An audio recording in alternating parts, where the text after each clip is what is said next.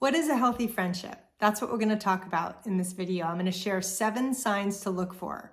But first, if you're new, my name is Michelle Ferris. I'm a psychotherapist, and I love helping people create relationships without sacrificing their big hearts in the process.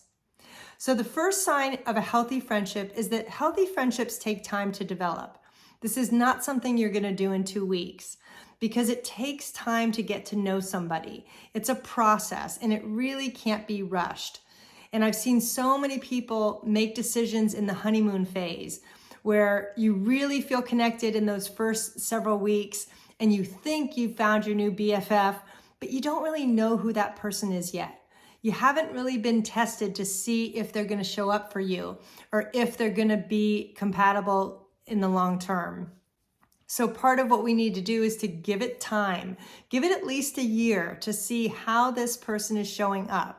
Now, it doesn't mean you're not going to have a friendship in the meantime, but you're not going to go headfirst into that friendship without any boundaries. You really want to give it several months to just see how that person shows up for you, okay? Number 2, boundaries are honored and even encouraged. Because in a healthy friendship, you're not connected at the hip. You don't have to do everything together. You're going to be probably negotiating how much space is necessary in that particular friendship. Because every friendship is different. Some people want contact weekly or a couple of times a week, whereas some people like it every other month, depending on what you need. So boundaries need to be respected and honored, and everybody has different boundaries for privacy, for the amount of time and space they need. But that's what keeps the relationship healthy, because both people need to be independent and be able to have their own life and have their own boundaries and have those be respected. Number 3, you can be close without being clingy. So for instance, you can really enjoy the friendship, but you're not obligated. You're not committed till death do your part, and that other person doesn't have to become a part of your life 100% of the time, okay? Sometimes when we get too clingy, we expect that other person to be everything to us, and that's not healthy.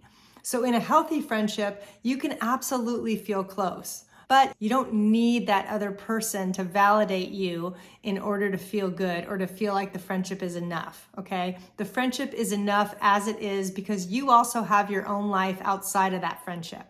Number 4, you have similar values. Now this one takes time, and depending on what your values are, that's gonna take some time to unfold. If you're doing personal growth work, which I assume you are since you're watching this video, you may have different values. Like you may want to be more honest in your friendship and try to work out conflict and boundaries because maybe that's important to you. Or maybe you're sober and you really don't want to hang out with people who are drinking all the time. Or you want to have somebody that understands the process that you're going through in terms of your own personal development. And you want somebody that's like-minded.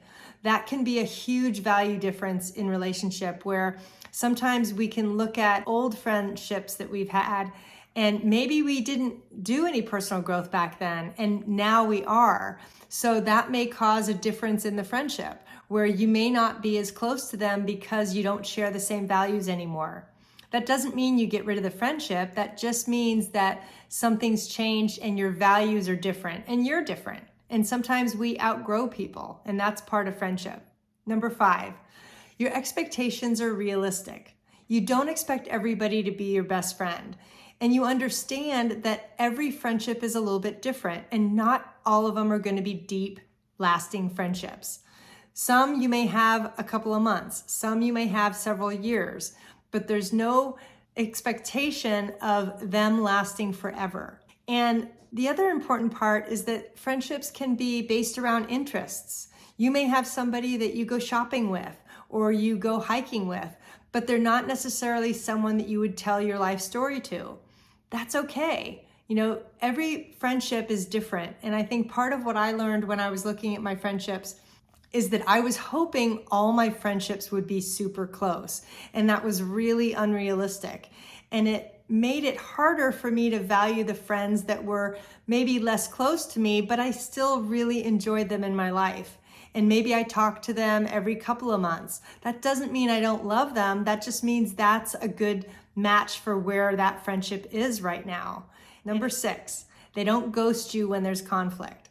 So even though most of us don't really enjoy conflict in friendship, it's part of life, right? And every so often you are probably going to have a disagreement.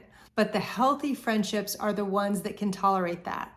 And each person can bring something up without fear of retaliation or without feeling like the other person is going to deny it or blame them.